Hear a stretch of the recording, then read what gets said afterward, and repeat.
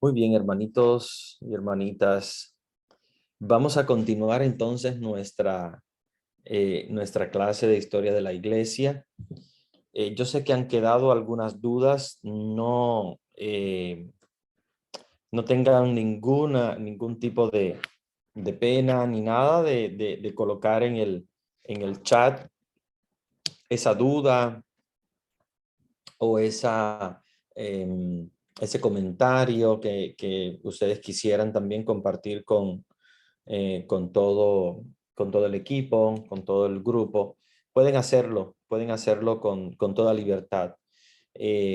Mientras les llegan sus dudas, sus comentarios a la mente, los van colocando, así no se quedan para el último momento, que el último momento ya muchas veces no nos da mucho tiempo para poder verlo. Entonces, traten de colocar sus dudas en el chat lo antes posible. Vamos entonces a retomar donde habíamos dejado la vez pasada. Estábamos hablando de la propagación de la fe y el establecimiento del papado. Como ustedes saben, ¿verdad? Una de las cosas que tiene eh, como fortaleza nuestra iglesia ha sido que desde el principio comprendieron la importancia de una estructura firme, de una estructura que ayudara, ¿verdad?, a mantener y a propagar el mensaje. Desde que Jesús instituyó la Eucaristía y los 12 apóstoles, ellos repartidos en el mundo comenzaron a propagar la palabra de Dios y lo hicieron creando toda una estructura que es la que conocemos nosotros en la actualidad de las ordenaciones, ¿verdad? Las ordenaciones que ya en la Sagrada Escritura nosotros vemos las ordenaciones, por ejemplo, de los diáconos. Recordemos Esteban, recordemos también la ordenación y el nombramiento de obispos, Tito, Timoteo, y también vamos a ver la ordenación de los sacerdotes, que son los primeros ayudantes de los apóstoles y los obispos en la fundación de la iglesia, ¿verdad? Ahí recordemos obispos, sacerdotes, diáconos, que son los que van a darle una estructura a la iglesia.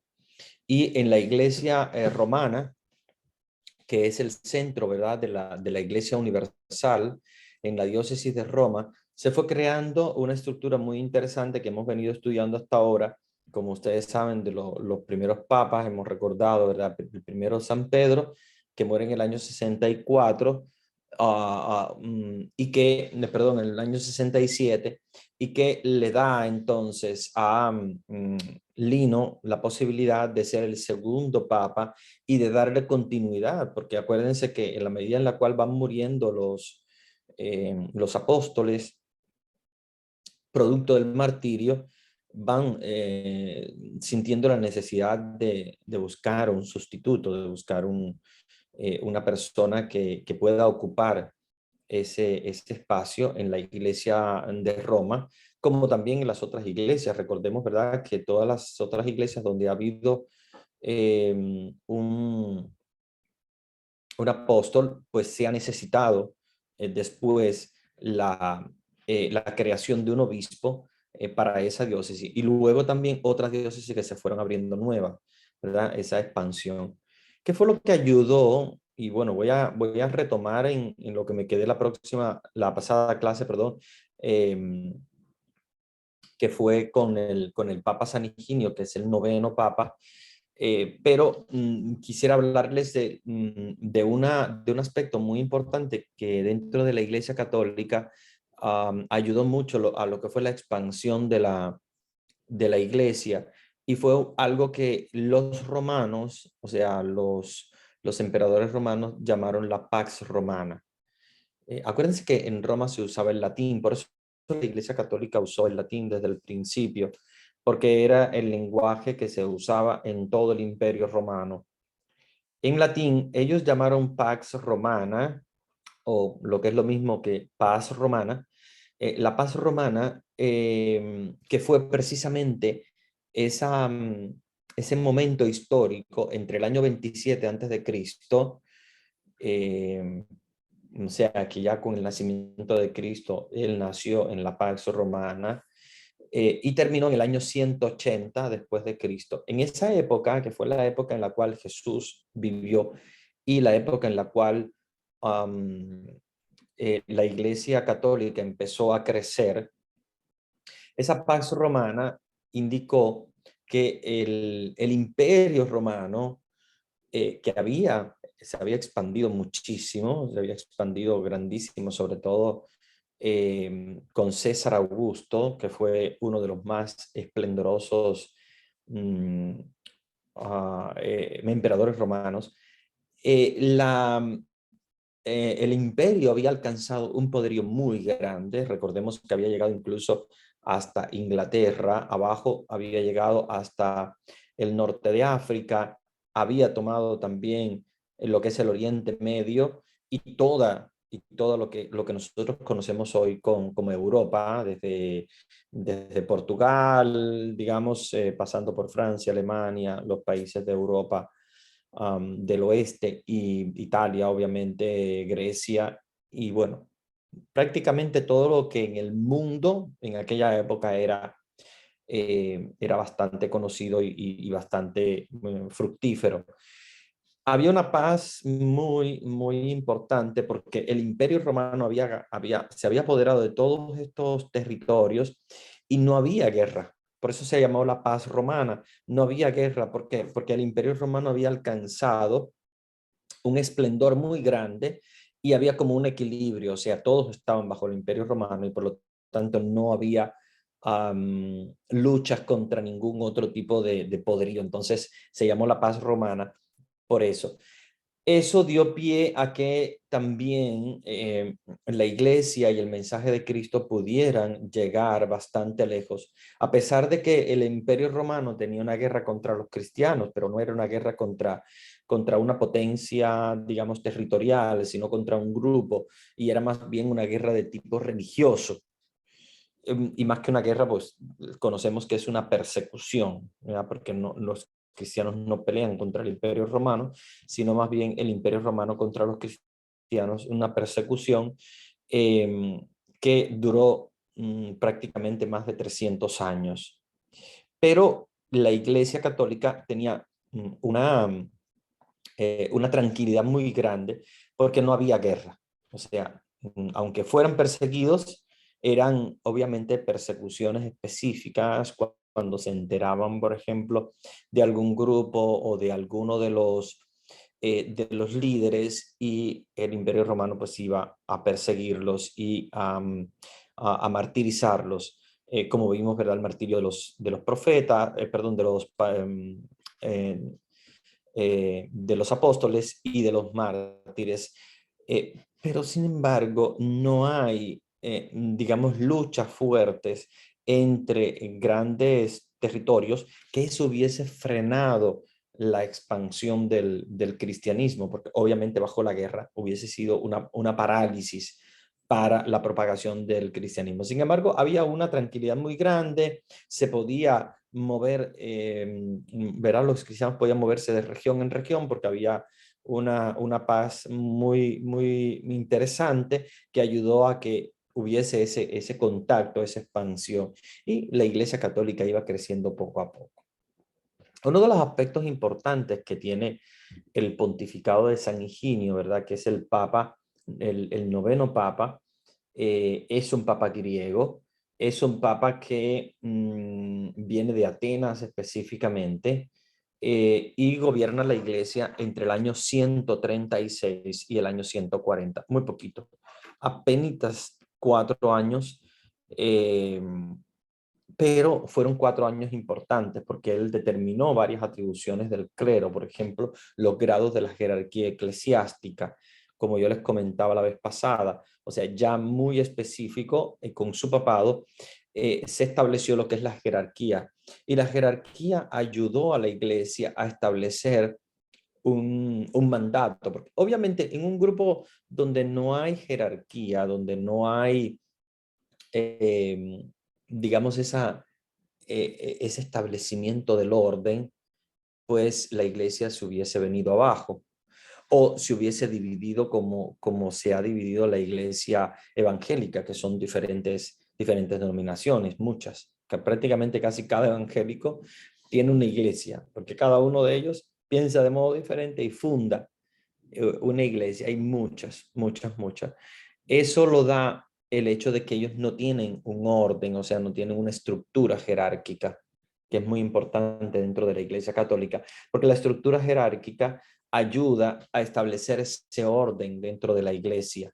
O sea, que no viene cualquiera a decir, bueno, pues ahora vamos a hacer de esta manera o de esta otra, sino que por la infusión del Espíritu Santo hay una estructura que conocemos que el Papa está como cabeza, como vicario de Cristo, y la estructura de la iglesia jerárquica la establece San Higinio con estos 3 grados del orden que ya bueno, hemos comentado, que es el episcopado que quiere decir la orden de los obispos, el presbiterado, que es la orden de los sacerdotes, y el diaconado, que es la orden de los diáconos, dentro de una misma orden que se llama orden sacerdotal, ¿verdad? La ordenación sacerdotal que engloba las tres jerarquías o los 3 grados del mismo sacramento del orden.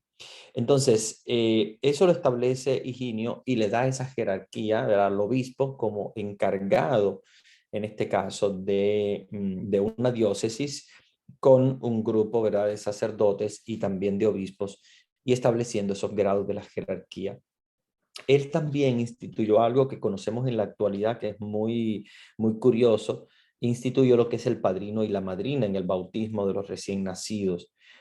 Eh, Aquí nos da ya mm, una luz importante en contra de los evangélicos que, ¿verdad? Ellos siempre han defendido lo que es el bautismo de los adultos.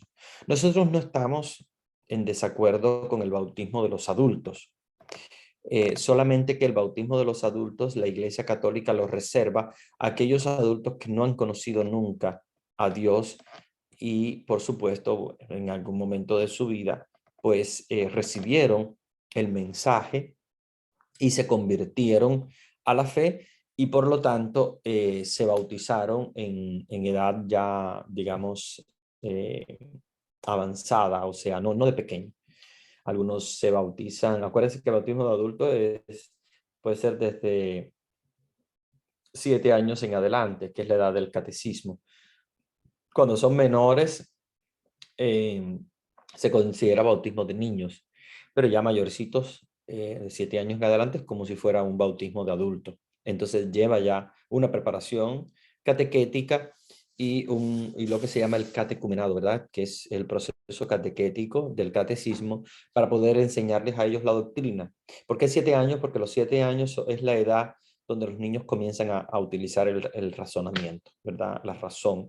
Entonces ya pueden aprender y ya pueden pasar el catecismo y ya entonces pueden bautizarse con un conocimiento, ¿verdad?, de la fe.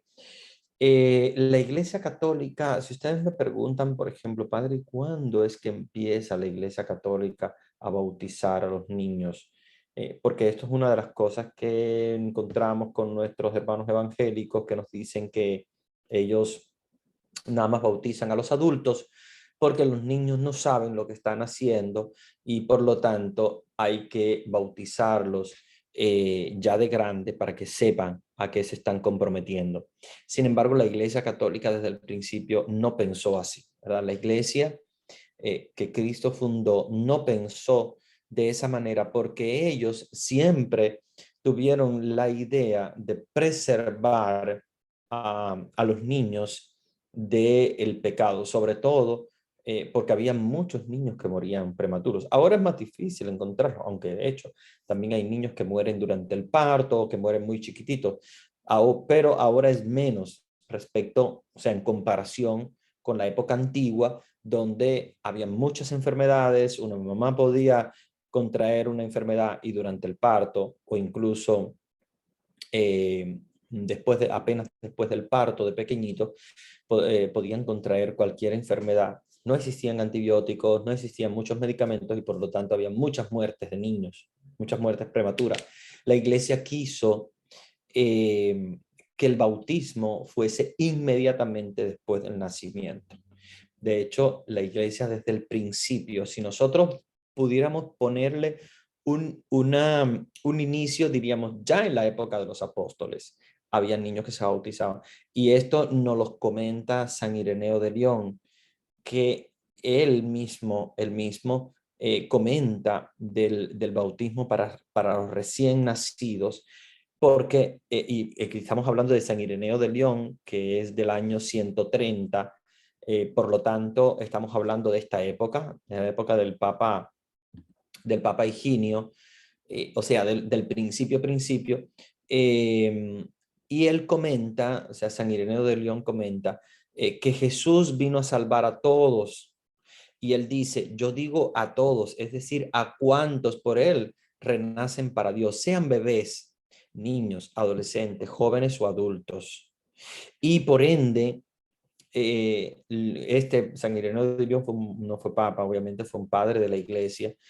Los padres de la iglesia tienen, les voy a hablar de los padres de la iglesia porque es de esta época, muy interesante. Igual es de esa época Orígenes, que es otro padre de la iglesia. Los padres de la iglesia fueron lo que hoy nosotros llamamos los teólogos, o sea, las personas estudiosas que generalmente eran como los consultores de los papas, de los obispos.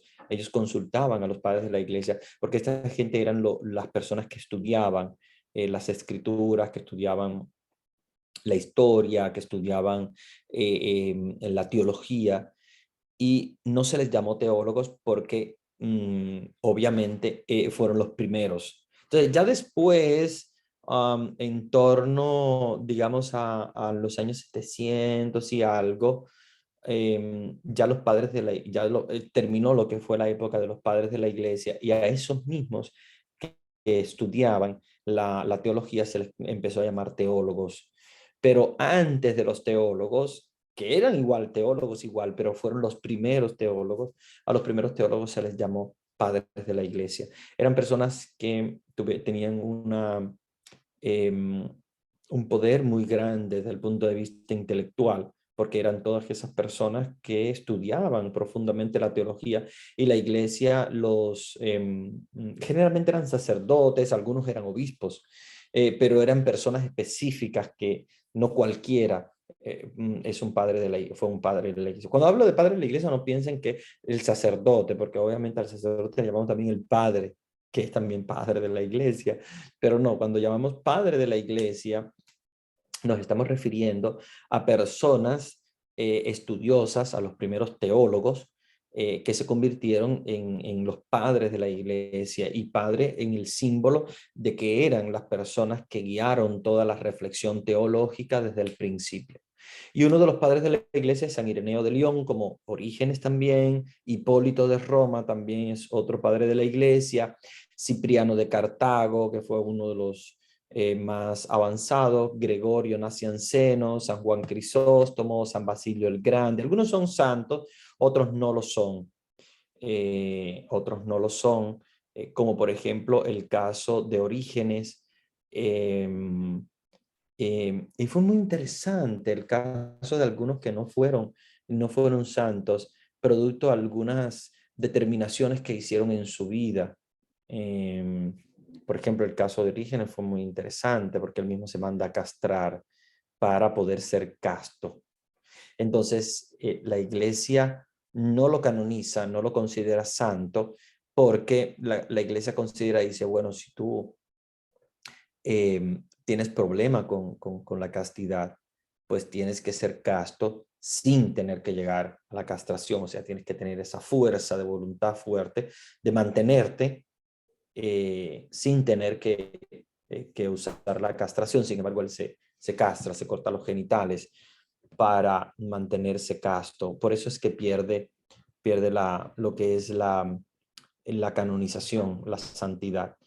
Pero sí es considerado un padre de la iglesia por sus escritos especialmente, que fueron escritos como los de San Ireneo de León, como los de Hipólito de Roma, como los de San Gregorio Nacianceno y San Juan Crisóstomo, que fueron escritos de una teología muy profunda. Y como fueron los primeros teólogos, entonces por eso es que se les llama padres de la iglesia. Cuando ustedes escuchen los padres de la iglesia, no piensen que son cualquier sacerdote que llamamos padre, no, sino que los padres de la iglesia son específicamente esos primeros teólogos. Y estos primeros teólogos ya nos hablan de el bautismo de los niños. Fíjense que ya prácticamente Orígenes nos está hablando de algunos bautismos de niños. Y estamos hablando de los años 180 ya después de Cristo. Que se piensa que se haya comenzado desde la época de los apóstoles, o sea, desde la época prácticamente inicial, pero que se fue expandiendo poco a poco y ya en el año 130 con el Papa San Higinio, nosotros podemos decir, ya existe el bautismo de los recién nacidos y el Papa San Higinio, recomienda, ¿verdad?, por primera vez el uso de los padrinos, o sea, del padrino y la madrina en el bautismo de los recién nacidos para guiar a los niños en la vida cristiana. Y él entonces decretó que al bautizar a los niños tuvieran su padrino y su madrina. Estamos hablando del año 136 después de Cristo.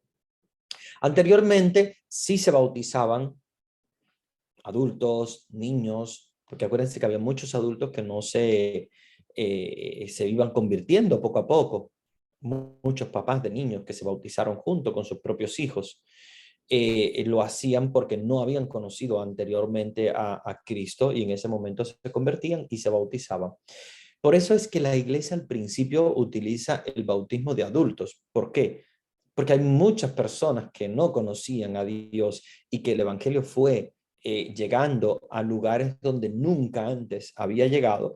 Por lo tanto, es normal que no estaban estas personas bautizadas porque ni siquiera la fe había llegado a esos lugares. Entonces la iglesia empezó a bautizar a los adultos, que les llamó catecúmenos, a los catecúmenos.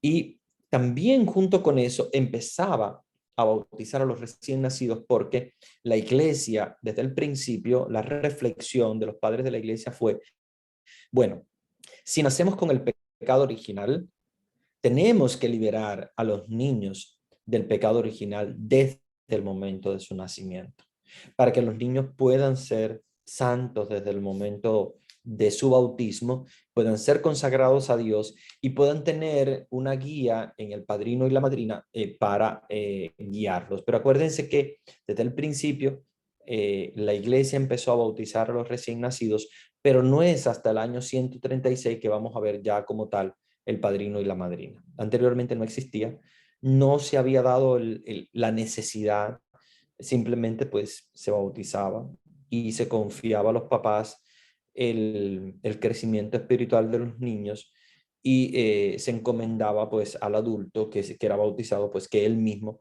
siguiera su propio camino de fe.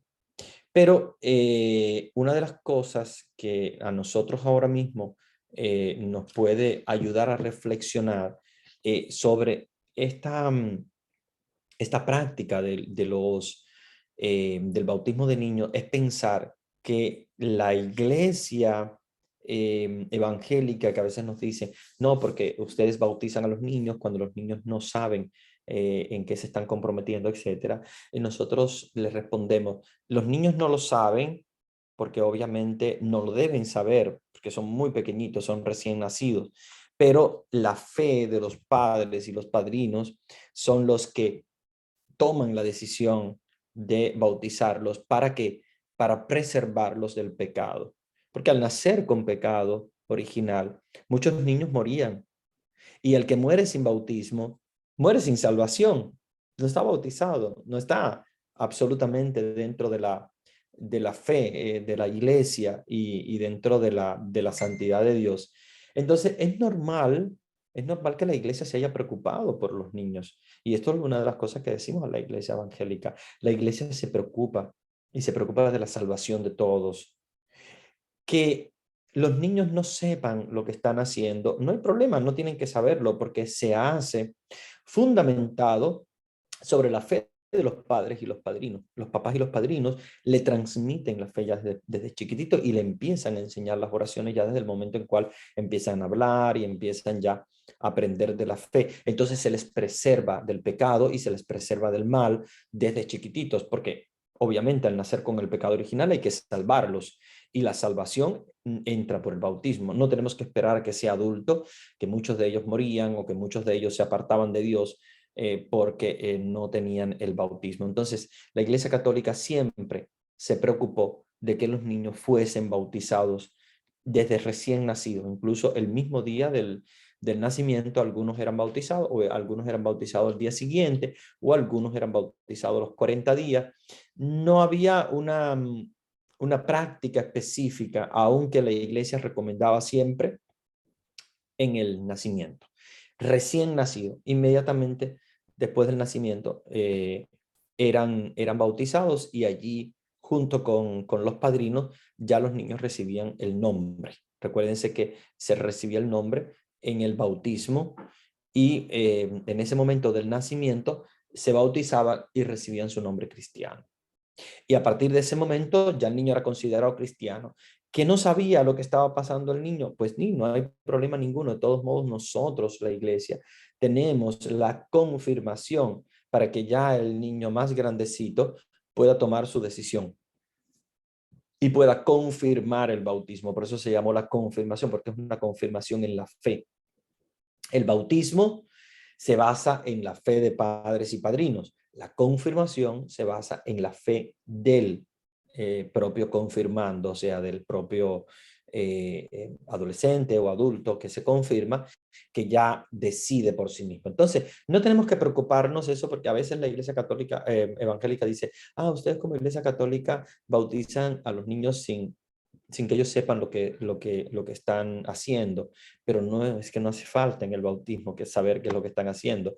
Lo que nos hace falta es en la confirmación ya, porque ahí sí ya viene un proceso de catecumenado, ¿verdad? Neofitado, catecumenado, neofitado y catequesis para poder llegar a la confirmación. Entonces, no nos preocupemos por esa cosa que siempre comentan los evangélicos, porque la iglesia desde el principio, desde su fundación, los apóstoles ya y los primeros teólogos, que son los padres de la iglesia, nos hablan del bautismo de niños.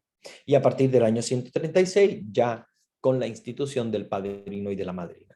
Otra cosa que hace San Higinio importante, ¿verdad? Cambiando un poco de tema, es la consagración de las iglesias. O sea, a partir del año 136 ya las iglesias que antes, bueno, eran construidas y simplemente se empezaba a dar culto, ¿verdad? En las iglesias. A partir ya del año 136, con el Papa San Higinio, él decretó que todas las iglesias, antes de empezar a dar culto, tenían que ser consagradas. Hoy en la actualidad, cada iglesia que se construye tiene que ser consagrada. O sea, se consagra el altar, se consagra la pila bautismal y se consagra el templo, ¿verdad? La iglesia completa, el templo. Cuando una iglesia, que bueno, lamentablemente ustedes saben que ahora estamos pasando por un momento un poco difícil de algunas regiones del mundo donde la fe va, digamos, disminuyendo en número, como por ejemplo, sobre todo en los países más ricos, sobre todo Europa, pongamos Europa, pongamos también algunas regiones de Estados Unidos, las iglesias van disminuyendo mucho de fieles y como están cerca unas de otras, algunas iglesias se cierran, ¿verdad? Como ustedes saben. De hecho, este proceso es un poco doloroso porque nosotros no queremos que se cierren iglesias, sino que se abran. Pero algunas iglesias se han cerrado producto a que se ha disminuido los fieles que participan en ella y como están cerca de otras parroquias, entonces se unen y se deja solamente abierta una iglesia. Al cerrar una iglesia, el obispo tiene que desconsagrarla. Ven, hay un proceso de consagración al inicio y hay un proceso de desconsagración cuando se necesita una iglesia, pues cerrarla o simplemente vender el terreno porque se ha perdido, ¿verdad?, la comunidad que estaba presente en ese lugar. Digamos, uno de los países donde más se ha visto esto ha sido Holanda. En Holanda se han cerrado varias iglesias. Digamos que en Europa el lugar donde menos se ha impactado ha sido Italia por el hecho de la presencia muy fuerte de la iglesia, pero sí hay países como Alemania, especialmente Holanda, los Países Bajos, donde sí se han cerrado varias iglesias. Y en Estados Unidos también ha pasado, tal vez en menor grado, menos que en Europa, pero también ha pasado que se han tenido que cerrar iglesias por la falta de comunidades. No tanto la falta de sacerdotes, a pesar de que sí también influye la falta de sacerdotes para poder atender todas las comunidades que hay, que ha habido también una disminución en cuanto a las vocaciones, a menos sacerdotes, y esto ha hecho que muchas parroquias también se hayan quedado sin sacerdotes. Pero la influencia, digamos que la toma de decisión no es tanto la falta de sacerdotes como las comunidades que sí han disminuido en gran medida. América Latina no ha sufrido tanto eso, porque la fe en América Latina más bien crece. El anuario pontificio cada año da a América Latina y también especialmente a África y Asia aumento de la fe. Aumento de la fe muy grande en India, aumento de la fe muy grande en países de Asia como Vietnam y como otros países asiáticos, muchos países de África, grandísimo aumento. Y en los países de América Latina, no tan grande, pero sí un aumento. Y sin embargo, una disminución en Europa y América del Norte. Entonces, por eso es que ha pasado esto. Pero no nos preocupa porque se cierran iglesias en algunas regiones, pero en otras se abren y se construyen más. Entonces, digamos que la iglesia no termina nunca, va creciendo siempre, solo que hay algunas regiones donde va disminuyendo un poco y regiones donde se va creciendo más. Entonces, eso fue lo que hizo el Papa San Higinio, que ustedes vieron fue cortito su mandato, su papado. Sin embargo, hizo algunas cosas importantes. En el año 140, al morir San Higinio, mártir, viene también otro gran mártir que fue el Papa Pío I. Pío es uno de los nombres más usados, igual que Juan. Juan, ha habido 23 Juanes en el papado y Píos han habido 12 Píos. Por lo tanto, se han usado bastante estos nombres.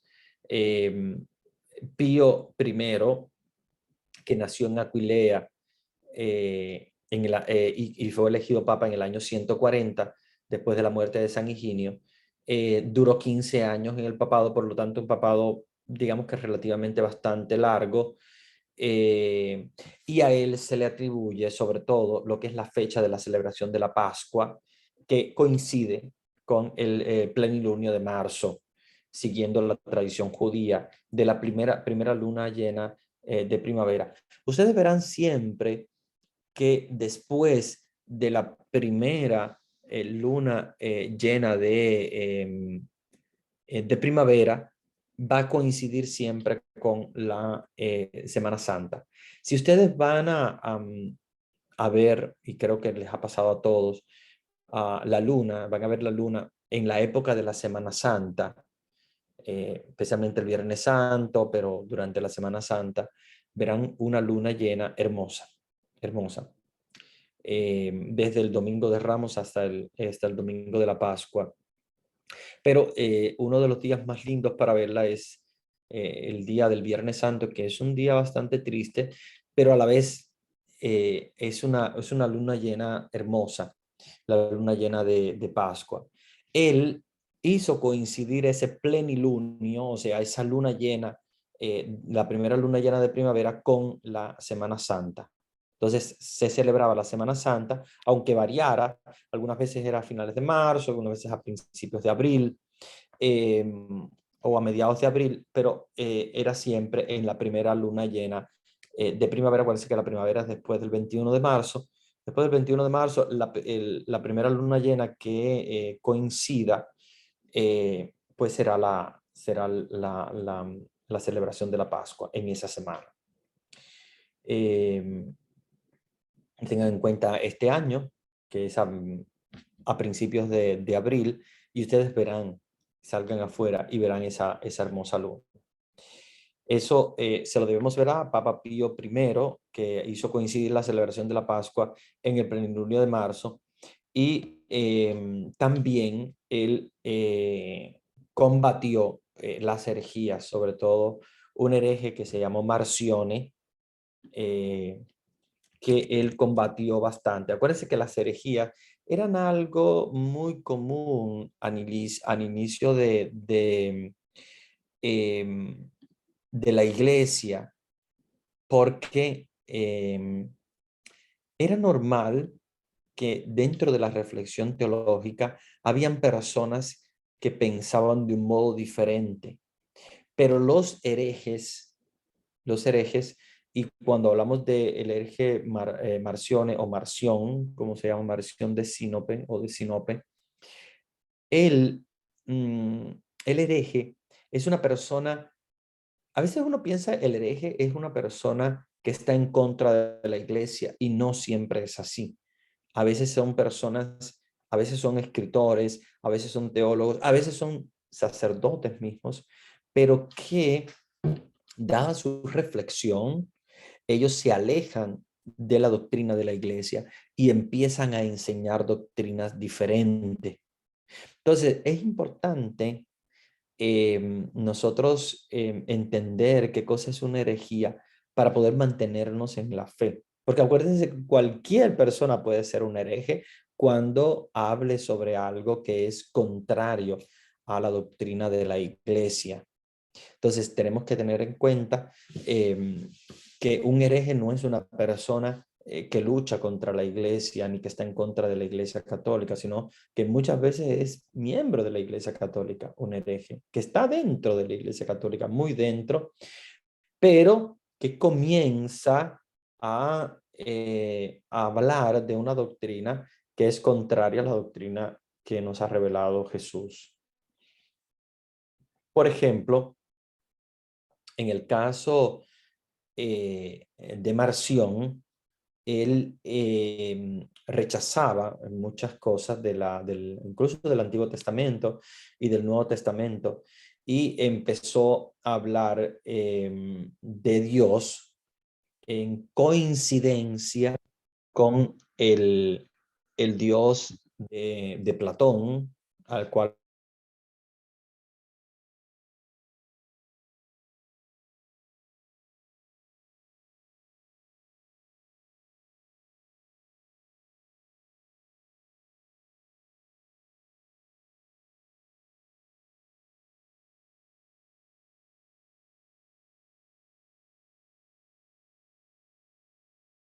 decía que el demiurgo, que es el dios de Platón, Platón le llamó demiurgo a Dios, el demiurgo que era como una especie de energía cósmica, era el que había creado todo el universo, etcétera. Entonces se alejó mucho de la doctrina de la iglesia, y por lo tanto la iglesia católica tuvo que luchar contra esta herejía, contra este hereje.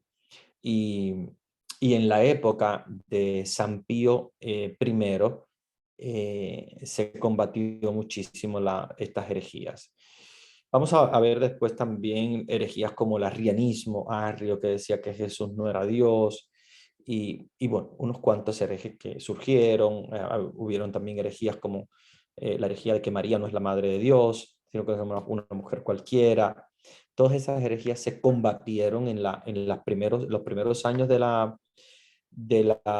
Iglesia Católica, porque los enemigos de la Iglesia Católica estaban dentro de la misma iglesia y eran los herejes, que eran personas que empezaban a hablar en contra de alguna doctrina de la iglesia. Entonces se convirtieron en herejes y la iglesia tuvo que luchar contra ellos porque tenía a sus enemigos dentro de la propia iglesia. Fíjese que los enemigos dentro de la propia iglesia a veces son peores que los que están fuera. ¿Ya? Entonces es muy importante porque hay mucha confusión después. Los enemigos que están dentro de la iglesia católica empiezan a enseñar doctrinas contrarias a la iglesia católica y entonces se empiezan a alejar de la verdadera doctrina, de la verdadera revelación, y ahí es donde vienen las herejías. Y hay personas que no se dan cuenta de que están diciendo una herejía y hay que ayudarles a reflexionar y a pensar, no, eso es una herejía completamente. Y hay teólogos que incluso la Iglesia Católica los, em, los llama a contar como herejes y decirle, oye, ojo, que esta no es la doctrina de la Iglesia, te estás alejando. Y entonces ahí empiezan ellos a hacer un proceso, algunos se alejan, algunos cambian, ¿verdad? Su doctrina y se acercan a la doctrina de la iglesia. Porque es normal, algunos a veces lo hacen sin mala intención, sino simplemente en sus reflexiones están enseñando cosas contrarias y no se dan cuenta. Entonces algunos pues obviamente reflexionan y piensan y dicen, bueno, tengo que regresar a la verdadera doctrina, no me di cuenta de que mi reflexión está completamente divorciada de lo que la iglesia y de lo que Dios ha revelado, y ahí entonces hacen un proceso de acercamiento. Algunos no, algunos son muy duros, cabezas duras y siguen en su herejía y entonces se alejan de la iglesia. Hemos encontrado varios que se han convertido en herejes y que son de la actualidad, teólogos grandes de renombre que han escrito incluso libros y, y la iglesia los ha nombrado herejes porque se han alejado completamente de la iglesia y, e inclusive han continuado hablando de esas doctrinas contrarias. Después de San Pío I, vamos a encontrar a San Aniceto. San Aniceto nace en Siria en el año, bueno, es elegido papa. Me voy a concentrar no tanto en el nacimiento, sino más bien en el papado. Elegido papa en el año 155 y muere en el año 166, mártir. O sea que duró también como papado, digamos que bastante interesante, unos 11 años, y él promulga sobre todo un decreto que impedía al clero dejarse crecer el pelo. O sea que él empezó a utilizar lo que se llamó la tonsura, que seguramente ustedes recordarán tiempo atrás, ya ahora no se usa, pero se le impedía al clero dejarse crecer el pelo y se hacía una especie de corte, ¿verdad? Encima de la cabeza de forma redondeada para simbolizar el pertenecer al clero. Esto después dejó de usarse ya con el Vaticano II y obviamente con la modernización que se hizo, ¿verdad?, de algunas tradiciones de la iglesia, lo cual hizo mucho bien a la iglesia porque la iglesia también tiene que estar adaptada a los cambios de la modernidad y del mundo actual. Pero esto fue muy interesante también en el papado de San Aniceto. En ese momento fue muy importante y algo muy bueno, que como les digo, dejó de estar en uso, pero en ese momento tenía también una cierta importancia. Luego, San Sotero, que fue también mártir y que nació en Fondi, una ciudad de Italia sumamente chiquita, pero que yo conocí, llegué a conocer allá en el sur de Italia. Una ciudad pequeñísima, pero muy hermosa también, del mar Mediterráneo, una pequeña ciudad de mar muy hermosa. Él fue elegido papa en el año 166 y murió en el año 175 mártir. Y a él se le llamó el Papa de la Caridad. Era un hombre muy caritativo, un hombre muy entregado. Eh, Confirmó que el matrimonio era un sacramento y aquí muy importante el hecho de que el matrimonio se celebraba en la iglesia, pero no era considerado hasta este momento, no era considerado un sacramento como tal. Y el Papa Sotero consagra el matrimonio como uno también de los 7 sacramentos. Y por lo tanto, también dio la orden del casamiento por la iglesia, que tendría que ser bendecido por un sacerdote, ¿verdad? Con obligación. Él decía, si no hay consagración de parte de un sacerdote o de algún ministro, porque obviamente en la actualidad también los diáconos pueden casar por la iglesia, ellos pueden celebrar el sacramento del matrimonio, los diáconos pueden hacerlo. Eh, pero si no hay una consagración de parte de un consagrado de la iglesia, entonces pierde el valor, o sea, no es considerado un matrimonio por la iglesia. Entonces San Sotero organizó un poco más lo que fue el sacramento del matrimonio, lo cual es también algo muy importante para esa época. Recuerden que estamos hablando del año 166, o sea, el primerísimos años de la iglesia católica. Luego el Papa número 13 fue San Eleuterio, que su papado dura del año 175 al año 189 y fue elegido papa en el año 175. Y él, una de la importancia que tiene es que suprime algunas costumbres hebraicas sobre la pureza e impureza de las comidas, por ejemplo, que los cristianos le daban mucha importancia. Acuérdense que los primeros cristianos eran muchos de ellos judíos y por lo tanto traían también esas costumbres, por ejemplo, de purificar algunos alimentos y que algunos alimentos eran puros, otros eran impuros. Y bueno, pues como ustedes saben, no hay nada impuro que entra de la boca del hombre, sino lo que sale de la boca del hombre, ¿verdad? Como conocemos ya de la Sagrada Escritura. Entonces eso se lo debemos a San Eleuterio, que hizo esa división entre lo que creen los judíos como pureza o impureza de las comidas, que ustedes saben, ellos tienen sus comidas kosher. La comida kosher judía es una comida que para ellos son pura y la comida que nosotros comemos para ellos es una comida impura porque no es kosher, o sea, no ha sido purificada o elaborada de un modo eh, que ellos tienen prefigurado. Sin embargo, para nosotros los cristianos no hay pureza o impureza en lo que comemos, o sea, en lo que entra en la boca del hombre, sino lo que sale de la boca del hombre. O sea, cuando se habla de que sale de la boca del hombre, que sale de su propio corazón, o sea, palabras, malas palabras, malos pensamientos, malas ideas, etcétera, que puedan crear la impureza en el corazón del hombre. El Papa 14 fue San Víctor I, fue africano, un papa africano, elegido papa en el año 189 y muere en el año el año 199. Y una de las cosas importantes que él hace fue la lucha contra algunos obispos de Asia y de África que no celebraban la Pascua en el mismo momento que celebraba la Iglesia Universal. Acuérdense que al principio habían algunas divisiones en la Iglesia, a pesar de que tuviéramos un mismo Papa desde el inicio, la Iglesia Católica no siempre fue unificada en algunas cosas. Habían algunas cosas que hacían algunos obispos de otras regiones.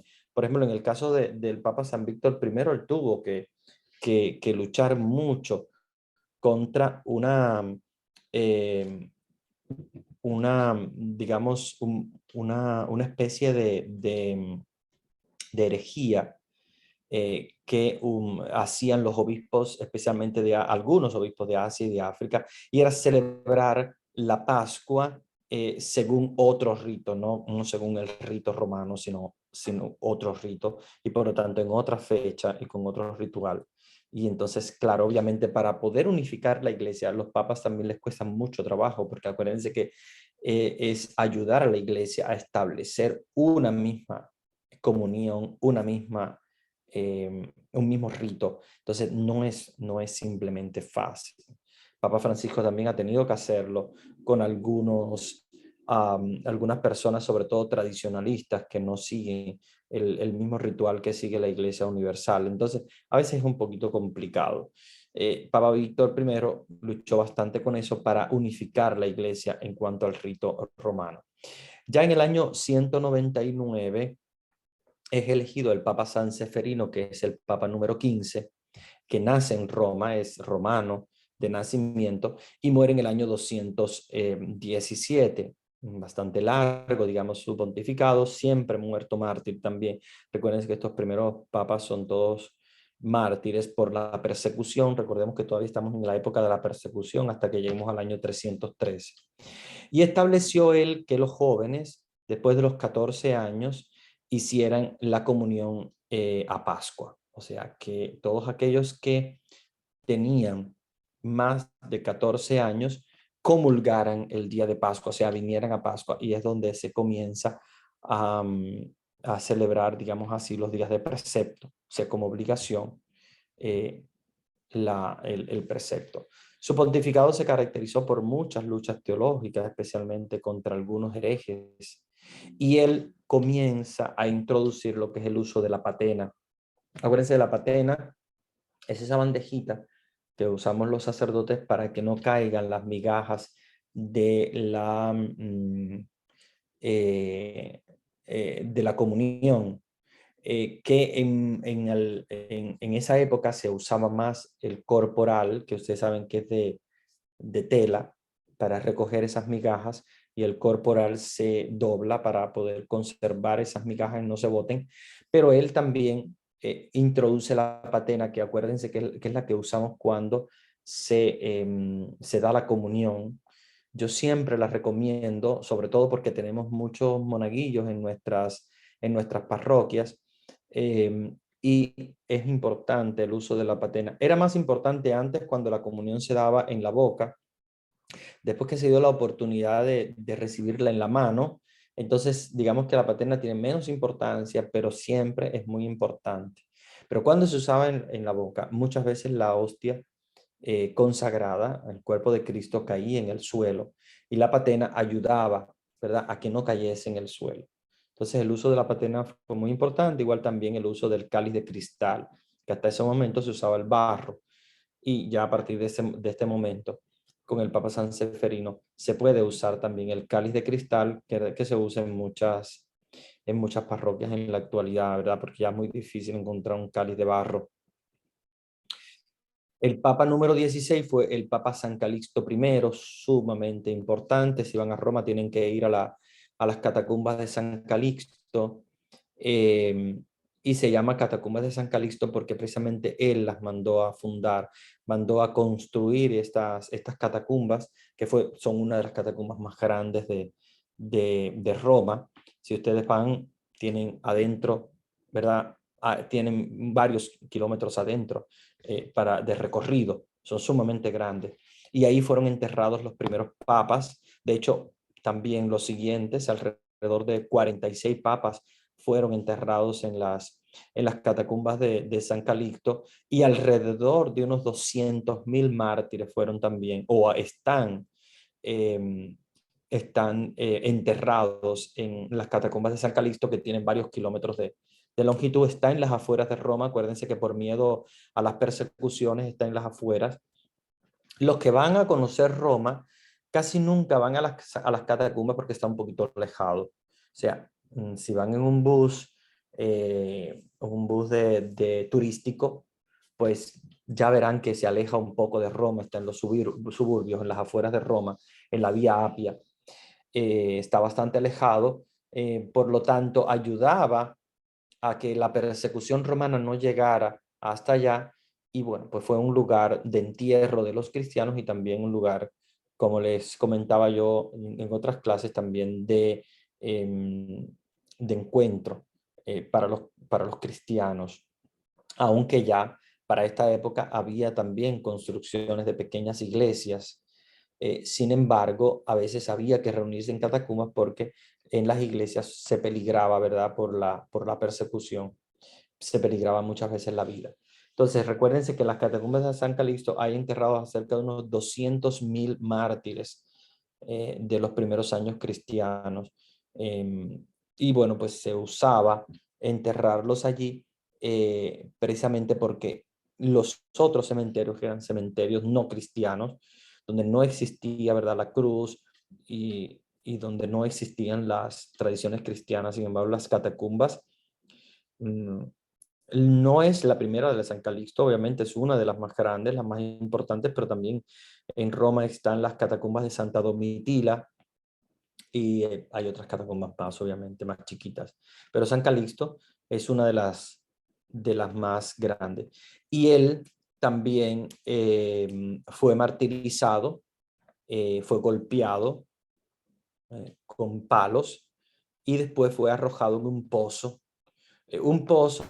que encontramos hoy en una iglesia que luego se construyó en dedicación a la Virgen María, que se llamó Santa María en Trastevere.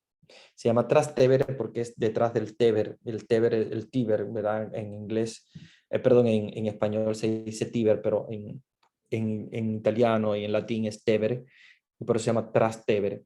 Es más allá del Tíber, más allá del río. Fue construida esta iglesia un poquito en las afueras de Roma también, pero un sitio hermosísimo. Esa iglesia de Santa María en Trastevere es hermosa, sumamente hermosa. En ese pozo fue arrojado el Papa San Calixto, que murió mártir en el año 222. Y en el año 222 fue elegido Papa San Urbano I, que murió en el año 230.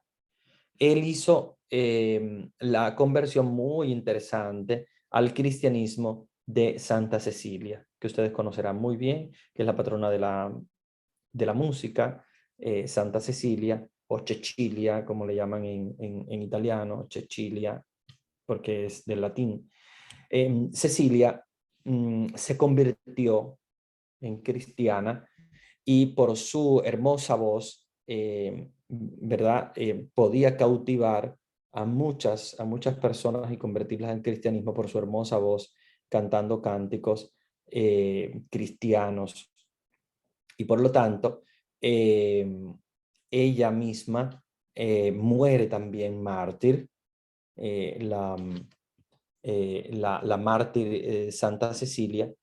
Y muy interesante porque en las catacumbas tenemos un recuerdo, ¿verdad?, de su martirio, aunque su cuerpo reposa precisamente en esta iglesia que les comentaba anteriormente, la iglesia de Santa María en Trastevere, pero ella muere en las catacumbas, es martirizada allí y la recordamos como la patrona de la música, Santa Cecilia mártir, y la patrona de los músicos cristianos, pero fue convertida por el Papa San Urbano I, que fue el que ayudó a Santa Cecilia a convertirse al cristianismo, porque obviamente era una mujer pagana. Era, bueno, una mujer pagana en el sentido de que era una mujer que no conocía a Dios. Acuérdense que hablar de paganismo es decir que no conoce a Dios, no es que sea una persona mala, no es que haya sido una persona pecadora, no. Simplemente una persona pagana es una persona que no ha conocido a Dios y se convierte del paganismo al cristianismo, ¿verdad? A través de su conversión, ¿verdad? Cuando conoce a Dios y se acerca a Él.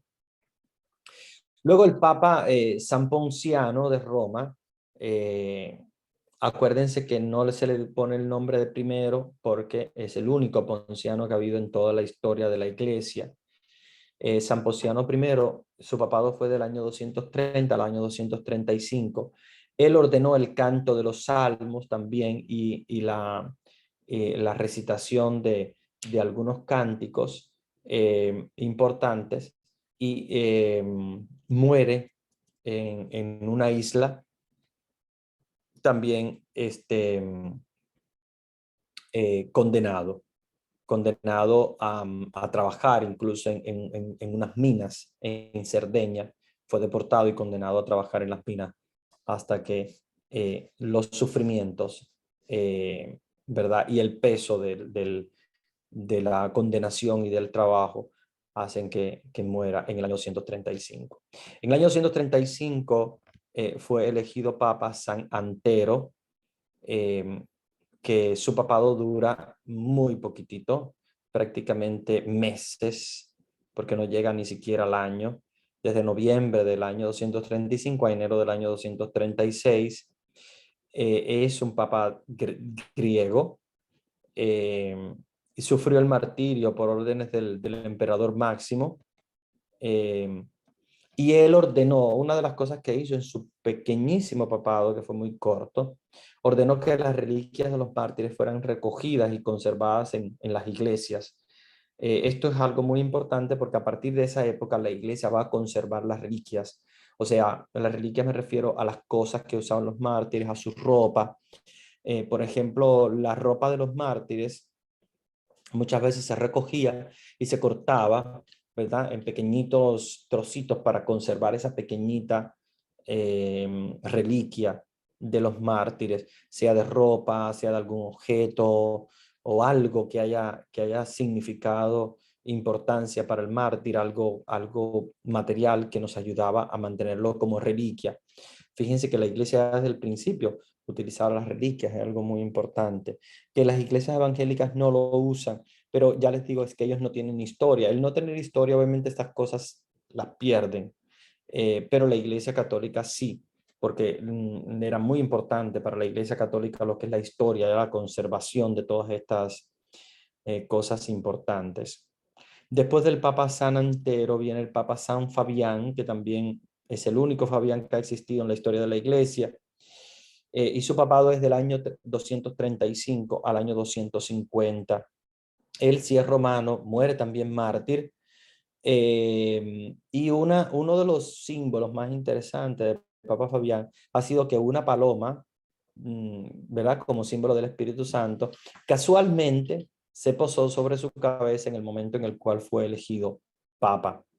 Entonces fue algo muy característico, muy interesante que los historiadores nos han revelado en la época, de esa época. Y otra cosa también es que se verificó un éxodo de cristianos de Roma a causa de las persecuciones del emperador Decio, que hizo que muchos cristianos vivieran como eremitas.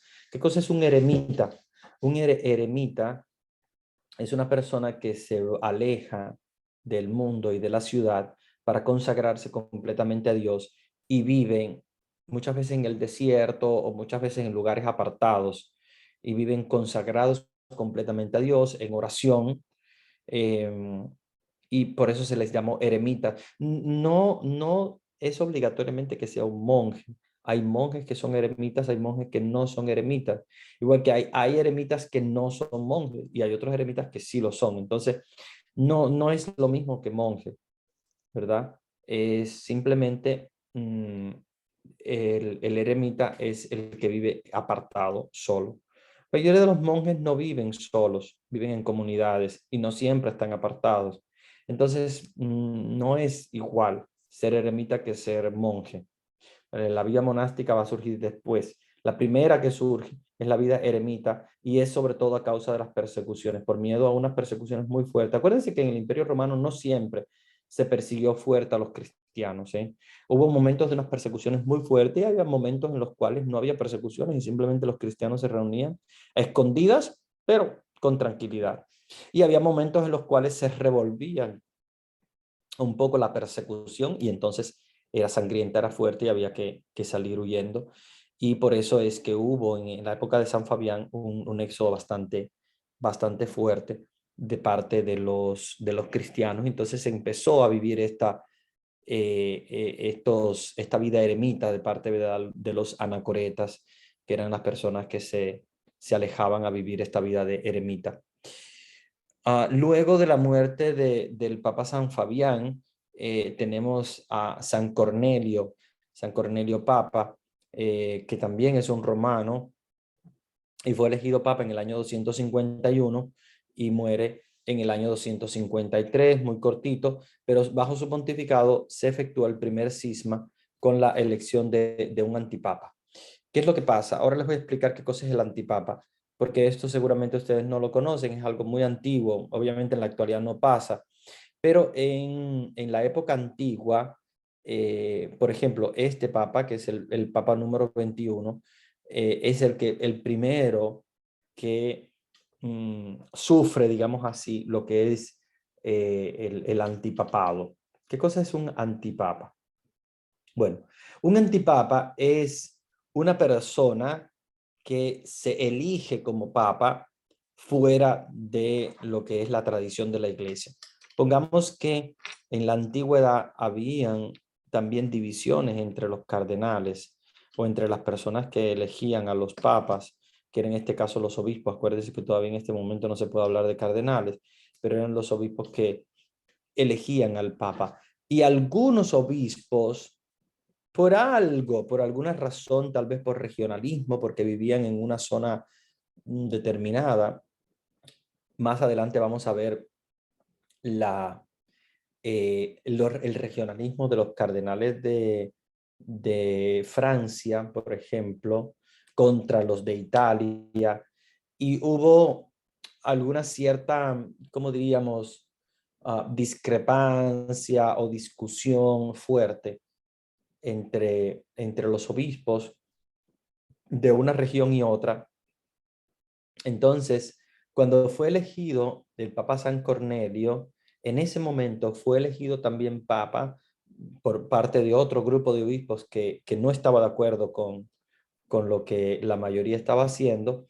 Entonces eligieron Papa a uno con nombre Navaciano, que se le llama antipapa, porque obviamente no fue Papa, fue elegido Papa con un grupo de obispos que se rebeló, que se rebelaron contra los obispos de la Iglesia Católica, ellos siendo también obviamente de la Iglesia Católica. Estamos hablando de un cisma dentro de la Iglesia, serán obispos dentro de la Iglesia, pero que no estaban de acuerdo con la mayoría o con los otros, y ellos mismos se alejaron para elegir a su propio papa. Y entonces eligieron a este de nombre Navaciano, pero duró muy poquito digamos, esta discrepancia, porque muy rápido el papa verdadero lo excomulga al antipapa Navaciano y digamos que se aplacó un poco la discusión y la problemática que había en esa época. Él murió exiliado en una ciudad que se llama Civitavecchia, que es bastante cerca de Roma, eh, porque el emperador le ordenó que hiciera sacrificio a los dioses paganos, a los dioses romanos. Y él obviamente cree en el Dios de Jesús, el único Dios, y manifestó su fe delante del emperador, y el emperador lo mandó a matar y a exiliarlo en Civitavecchia. En el año 253, cuando él muere, fue elegido el Papa San Lucio I, también romano, mártir también, y que dura hasta el año 254, muy poquito. Estos papas duran bastante poco, porque acuérdense que hay una persecución muy fuerte en esta época. Y él entonces, una de las cosas importantes que prohibió fue el matrimonio de hombres y mujeres que tuviesen consanguineidad, o sea, que fuesen parientes, que hasta esa época no había digamos, esa orden tan fuerte. Sin embargo, él sí ordenó que prohibió, ¿verdad?, el matrimonio entre hombres y mujeres que fuesen familiares, o sea, que tuviesen lazos sanguíneos, como por ejemplo los primos o los primos segundos, ¿ya? Y también fue un papa muy caritativo. Luego, en el año 254 al año 257 tenemos el papa número 23, que fue San Esteban I. Recuérdense que no podemos confundir el papa San Esteban con el mártir San Esteban, ¿verdad?, que leemos en la Sagrada Escritura. Aquí estamos hablando del papa San Esteban I. Bajo su pontificado fue muy fuerte las luchas en contra de Navaciano, porque todavía existía como antipapa. Entonces, los seguidores del antipapa Navaciano, ¿verdad? Hubo una persecución muy fuerte en contra de la iglesia de parte del antipapa Navaciano, y por lo tanto la iglesia tuvo que luchar mucho contra esta lucha cismática, ¿verdad? Este cisma. Fue al final, en el año 257, decapitado durante una ceremonia religiosa en su misma silla pontificia en las catacumbas de San Calixto. Fue decapitado, o sea, le cortaron la cabeza. Murió en el año 257. En el año 257 fue elegido Papa Sixto II. O sea, ya aquí tenemos el primer papa que que toma el mismo nombre del anterior, ¿verdad? Se llama Sixto, igual que Sixto I,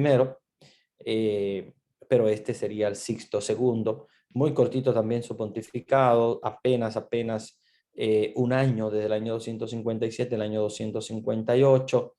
Él logró, ¿verdad?, solucionar algunas discordias que habían dentro de la iglesia, y efectuó también los restos, la traslación de los restos de los apóstoles San Pedro y San Pablo. O sea, recuperó los cuerpos de San Pedro y San Pablo donde estaban enterrados para llevarlos a un lugar especial en una iglesia. Claro, obviamente después se van a construir las iglesias de San Pedro en el Vaticano, donde está los restos de San Pedro, y la de San Pablo extramuros también en Roma, y ahí se van a depositar sus cuerpos, pero en este momento fueron llevados a una iglesia para conservar sus cuerpos. El Papa Sixto II muere también mártir en el año 258, muy cortito su pontificado, y el Papa número 25 es San Dionisio, que su pontificado desde el año 259 al año 268. Fíjense que hay momentos en los cuales la iglesia tiene lo que se llama la sede vacante. La sede vacante es el periodo en el cual muere un papa y eligen al otro. Y muchas veces eso puede durar días, pero a veces puede durar meses. No hay problema ninguno, porque la iglesia sigue adelante igual, de igual manera, solo que se decreta lo que se llama sede vacante. Sede vacante quiere decir que la sede de San Pedro está vacante, o sea, no está ocupada. Y por lo tanto pueden pasar días, ¿por qué? Porque en lo que los obispos viajan a Roma y se ponen de acuerdo, acuérdense que es muy difícil la puesta en común de quién va a ser el papa, porque tiene que llevar una cantidad de votos muy grande. Entonces no es fácil llegar a unos acuerdos así de esa manera, y por lo tanto pueden pasar tiempo.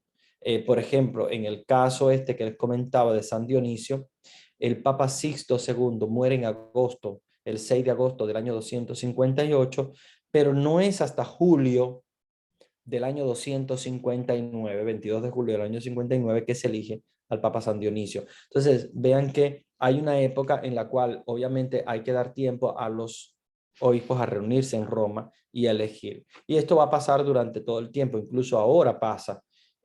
Cuando renunció el Papa Benedicto XVI hasta la creación de Francisco, pasaron varios días.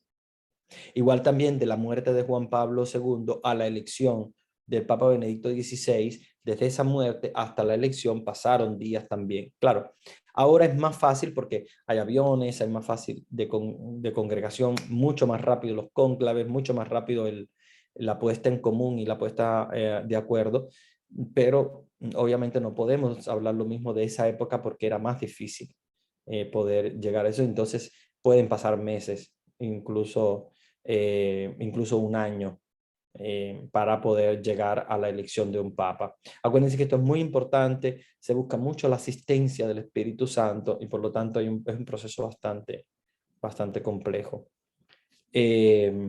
Ya en la época del 268, donde él muere, hay una persecución también muy grande de parte de los bárbaros que no eran las autoridades del Imperio Romano, sino que estaban en contra del Imperio Romano, y los bárbaros saquearon muchas veces el imperio y persiguieron no solamente al emperador y las tropas del Imperio Romano, sino también a los cristianos. Acuérdense que los bárbaros procedían del norte y eran sumamente violentos. Eh, Luego tenemos el Papa número 26, que fue San Félix I, romano él. Fue elegido en el año 269, pero ven, hay cortito tiempo porque del 26 de diciembre del 68 al 5 de enero del 69, apenas lo que hay son poquitos días. Fue mucho más rápido la elección de San Félix I, que duró hasta el año 274. Una de las cosas más importantes de San Félix I fue que él nombró como dogma lo que es la divinidad y la humanidad de Jesucristo, porque habían herejes en esa época, algunos que decían que Jesús era solo Dios, o sea que no se había hecho hombre, que lo que veíamos de hombre era una imagen nada más, pero era Dios. Otros decían que no, que era solamente hombre y no tiene nada de Dios. Y el, el concilio de Nicea nombra, ¿verdad?, el dogma o establece el dogma de la humanidad y divinidad de Jesucristo. O sea que Jesús es una sola persona, pero con dos naturalezas diferentes, una naturaleza humana y una naturaleza divina. Por lo tanto, es Dios y es también hombre. O sea, no podemos decir que es solo Dios o que es solo hombre, sino que es Dios y hombre. Y bajo esa misma dos naturalezas, una sola persona. Padeció persecución bajo Aureliano, que fue uno de los emperadores romanos más fuertes, y él empieza a enterrar a los mártires debajo del altar y celebrar la misa en el sepulcro de los mártires. Esto es una cosa muy interesante, porque fíjense que en la actualidad nuestros altares, cuando se consagra, siempre se pone una reliquia de algún mártir. Casi siempre, no sé si ustedes han visto el altar desnudo, los altares de nuestras iglesias que tienen que ser de mármol. Algunos son de metal, pero, perdón, de madera, pero hay colocado un mármol en el centro. Seguro han visto, si alguno de ustedes ha subido al altar y ha visto el altar descubierto sin el mantel, o algunos que son sacristanes de las iglesias, habrán visto que nuestros altares, que son de mármol, vuelvo y repito, algunos son hechos de madera, pero tienen que tener una placa de mármol, siempre tienen una reliquia de un mártir, ¿verdad? En el medio, no se ve porque está enterrada, pero siempre tiene una reliquia de un mártir. Esto fue em, una tradición importante con el papado de San Félix I, que él empezó a enterrar a los mártires debajo de los altares y celebrar la misa encima del sepulcro del mártir, porque obviamente el mártir les ayudaba a ellos a tomar esa fortaleza de fe y poder ser cristianos en el mundo y testimoniar ante el mundo la fe cristiana. Eh, Luego tenemos a otro papa que no tenemos más nombre, o sea, no tenemos otros que hayan tomado su nombre, que es un nombre un poquito también difícil, es Eutiquiano. El papa San Eutiquiano, nombre bastante difícil, es el único con ese nombre en toda la historia de la iglesia. Fue elegido papa en el año 275, precisamente enero 4 del año 275, y muere diciembre 7 del año 283. Eh, y, él, eh, y él ordenó precisamente lo que hoy conocemos como las vestiduras de los diáconos, que son las dalmáticas, que no es una casulla, que los sacerdotes usamos una casulla redonda, los diáconos usan una dalmática que es un poco más estilo guitarra, digamos así, más parecida o medio cuadrada en algunos casos, que parecía bastante al manto de los emperadores romanos. Acuérdense que las vestiduras de la iglesia son vestiduras que copian mucho, algunas a las tradiciones hebreas, a las tradiciones judías, y otras a las tradiciones romanas de los emperadores romanos, pero era lo que ellos conocían en esa época, obviamente. Y él instituyó también la bendición de la recolección de los campos, por ejemplo, cuando se recolectaban las primeras frutas, los vegetales del campo. Él instituyó lo que fue la bendición de esa recolección, o sea, de los alimentos que producía el campo. Luego viene el Papa San Cayo, que es el Papa número 28, pero lo voy a dejar allí porque obviamente ya tenemos bastante tiempo viendo esto y quiero también dedicar un tiempo para responder algunas preguntas de ustedes. No quiero que dejar, ¿verdad? Algunas preguntas eh, para la próxima semana. Entonces voy a responder algunas preguntas en este tiempecito que se nos queda. Y la próxima clase, el próximo miércoles, voy a continuar con el Papa San Cayo, que ya estamos en el año 283 y ya entonces ahí voy a aprovechar para hablarles también de los primeros concilios de la iglesia y las primeras, digamos, reflexiones de la iglesia y aprovechar también para, tal vez lleguemos, sí, creo que sí, ya el próximo miércoles llegamos a la conversión del primer emperador. Pero vamos bastante bien, vamos bastante bien. Lo voy a dejar acá, el Papa San Cayo, que es el Papa número 28, y voy a responder algunas preguntas.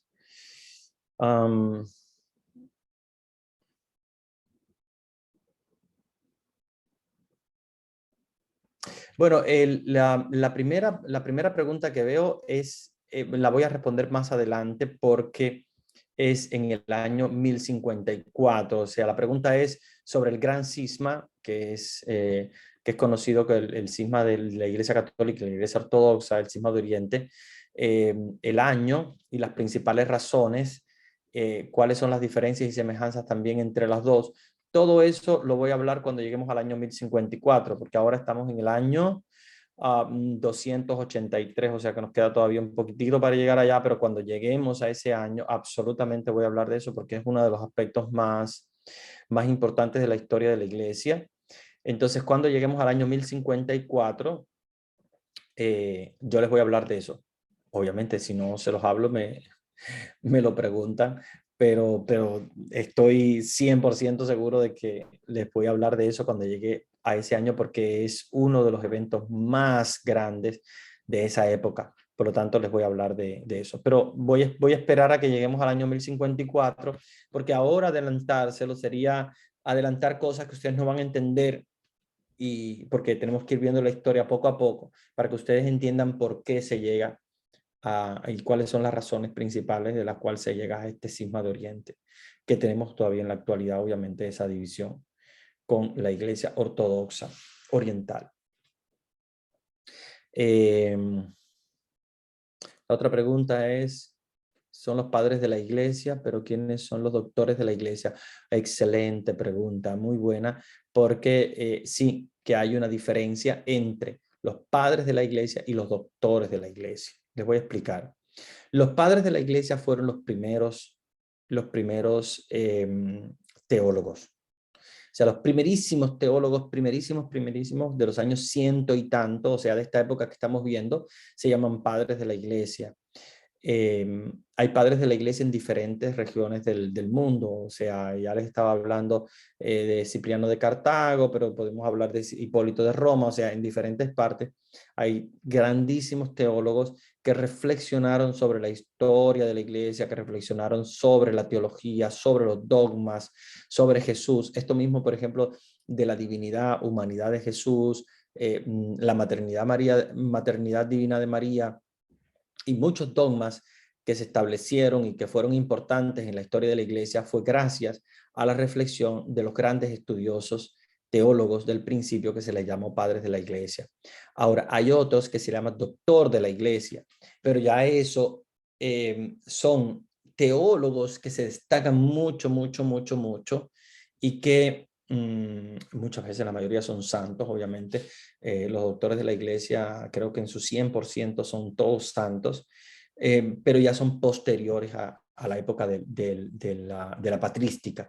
Patrística se le llama así porque es la época de los padres de la iglesia. Es una época muy corta, es la época de principios de los teólogos, o sea, empezando después de la escritura de la Biblia, porque acuérdense que la Biblia se dejó de escribir, ¿verdad? Con los últimos libros que se escribieron, que fueron las cartas y el Apocalipsis, cuando se dejó de escribir la Biblia, pero siguieron escribiéndose libros importantes que no son de la Biblia, pero que son también de reflexión cristiana, y estos libros o estos escritos los hacían los padres de la iglesia. Entonces esa fue la patrística, se inició después de la escritura de la Biblia y dura hasta la época en la cual comienzan los teólogos, que es más o menos en torno al siglo VI, ¿verdad? En torno al año 700 y tanto, que fue el último padre de la iglesia. No son muchos, digamos, son bastante pocos los padres de la iglesia. Ahí tenemos de los grandísimos, grandísimos, tenemos a San Agustín, tenemos también a San Juan Crisóstomo, tenemos a Nacianceno, San Gregorio Nacianceno, tenemos Orígenes, tenemos Tertuliano, tenemos varios padres de la iglesia que fueron muy importantes, pero como les decía, es una época que se cierra, que fue la época primera.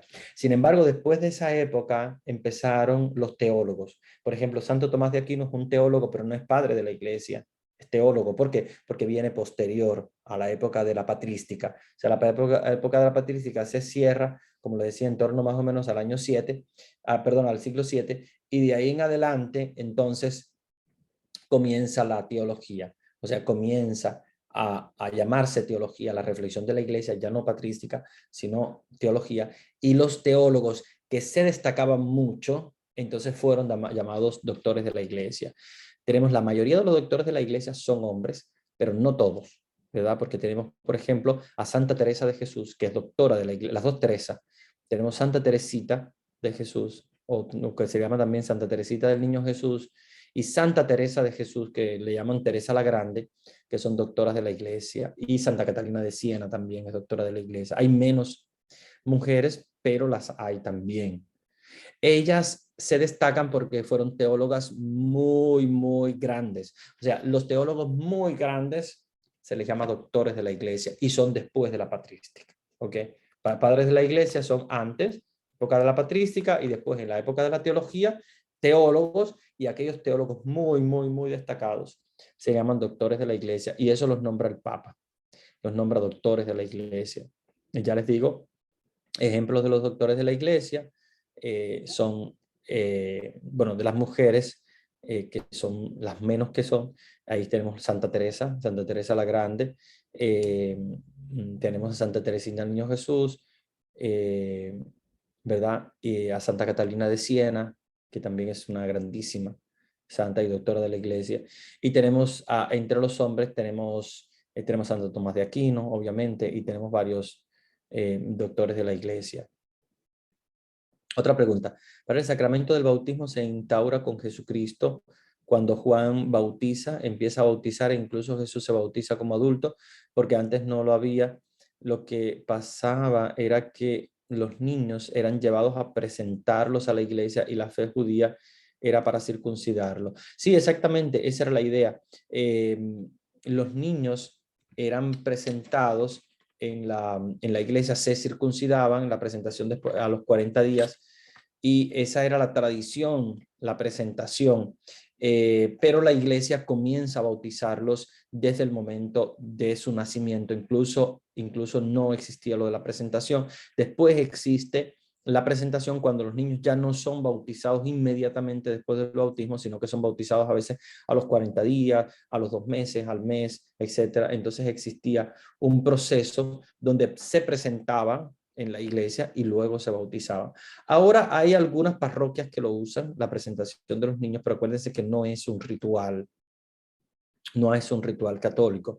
¿A qué me refiero? No quiere decir que no sea ritual, no quiere decir que no se pueda hacer. Se puede hacer, solo que no es obligatorio. O sea, no hay un ritual para presentar al niño, sino que el ritual es el bautismo. ¿Ok? Y en el mismo bautismo es donde se presenta al niño ya a la iglesia. Y el bautismo se puede hacer ya, incluso inmediatamente después del nacimiento. Algunos niños que nacen con algunas enfermedades congénitas se pueden bautizar, incluso sin la presencia del sacerdote. Acuérdense que en peligro de muerte puede bautizar incluso una enfermera, puede bautizar incluso una persona que no esté bautizada. Sí, puede hacerlo cualquiera. Basta que lo haga según el rito de la iglesia, que use el agua y que diga las palabras: yo te bautizo en el nombre del Padre y del Hijo y del Espíritu Santo. Tiene que usar esa fórmula, tiene que usar el agua, no tiene que estar bautizada si es para en caso de peligro de muerte. Y entonces después, cuando ya el niño sale del peligro de muerte, entonces va a la iglesia para recibir entonces la unción prebautismal, la unción posbautismal, o sea, completar lo que es el ritual del bautismo, pero ya queda bautizado completamente. A pesar de que no haya un sacerdote, a pesar de que no sea ni siquiera una persona bautizada, a pesar de que no tenga padrinos ni nada, en peligro de muerte basta la fórmula y el agua. ¿Ok? Eso es importante que lo sepamos, porque hay muchas enfermeras que incluso lo saben y ellas mismas incluso han, con el consentimiento obviamente de los padres, han hecho el bautismo de los niños, sobre todo cuando están en peligro de muerte. Otra pregunta, disculpe, ¿es pecado que los hombres tengan el pelo largo y las mujeres el pelo corto? No, no es pecado, simplemente era una costumbre que ordenó, ¿verdad?, el Papa a cortar al cortar el pelo de los, pero no de cualquier cristiano, sino simplemente de los, del clero, ¿verdad?, como se le llama, que son los sacerdotes, los diáconos, los obispos.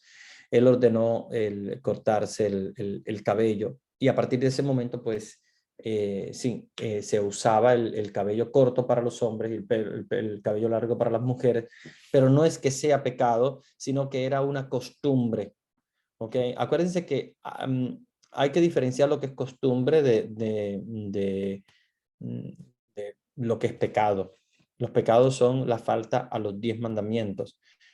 Las costumbres son costumbres o usanzas que se recomendaba y que obviamente algunas veces empezaron a dejar de usarse, porque en algunos casos, como le decía, por ejemplo, la tonsura, el hábito del sacerdote, empezó a cambiar posterior con la evolución también de los tiempos y muchas cosas que han cambiado. Pero no es que sea pecado. Padre, ¿los diáconos pueden ser casados? Sí, pueden ser casados o pueden ser célibes. El kit de la cosa es que cuando una persona es elegida para el diaconado, cuando recibe la ordenación, se queda así para siempre. Por ejemplo, si es un hombre que ya ha estado casado y se le ordena de diácono, permanece casado para siempre. Si es un diácono, yo los he conocido, algunos diáconos que son célibes, permanecen célibes para siempre, desde el momento de la consagración. O sea, es importante que el momento de la ordenación suya, el estado en el que se encuentren es el estado en que van a permanecer, porque es un sello. Acuérdense que es un sello de la ordenación y de ahí permanece para siempre. Si es célibe, permanece célibe. Si es casado, permanece casado con esa mujer. Pero sí, los diáconos pueden elegir ellos mismos su estado. Si quieren quedarse célibes para toda la vida y ser célibes, o estar casados con esa mujer para toda la vida, porque es su vocación. Cada uno de ellos cada uno de los diáconos tiene su vocación específica, sea al celibato, sea al matrimonio. El caso de los diáconos tienen esa posibilidad de hacerlo por tradición de la iglesia. Creo que esta es la última pregunta, sí. Y tenemos también al padre Benjamín, que está con nosotros. Padre Benjamín, aprovecho ahora para anunciarte y bueno, darte la palabra también para que la presentación que tenemos pendiente de hacer del equipo. No sé, Vanesita, si quieres también introducir al padre Benjamín.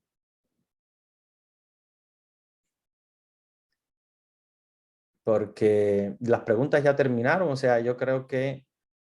Um, sí, vamos a terminar. Ya terminó, ¿verdad, padrecito? Para ya sí, desconectar. Para, ya. sí. Ok.